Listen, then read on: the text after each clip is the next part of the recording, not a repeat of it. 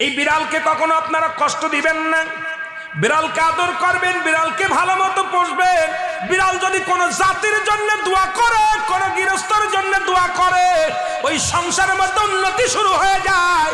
ওই সংসারের মধ্যে আর এক নাম্বার হলো, যে ঘরে বিড়াল থাকে সেই ঘরে জিন আসতে পারে না, জিন বাস করতে পারে না। আর একটা ঘোষণা শুনেন, নবীজি বলে গেছেন, যে ঘরের মধ্যে বিড়াল ছানা বাস করে ওই ঘরের মধ্যে জিন জাতি প্রবেশ করতে পারে না। তাহলে ছোট ছোট মাসুম বাচ্চাগুলো যে ঘরের মধ্যে থাকে, মুসলমান অনেক সময় জিনের আশ্রয় পড়ে যায়, অনেক সময় জিনে আসর করে, ওই ঘরের মধ্যে জিনে আসর করে। যে ঘরের মধ্যে বিড়ালকে আদর করে বিড়াল থাকে, ওই ঘরের মধ্যে বিলাই বিড়াল বিড়াল বিলাই বিলাই, এইটা যার ঘরের মধ্যে আছে এই ঘরের মধ্যে দুষ্ট জিনেরা আসতে পারে না। জোরে জোরে চিল্লায় বলা যাবে না মারহাবা। একবার নবী সুলাইমান আলাইহিস সালাম শুনতে পাইলেন পাশের বাড়িতে একটা কুকুরকে কষ্ট দিয়ে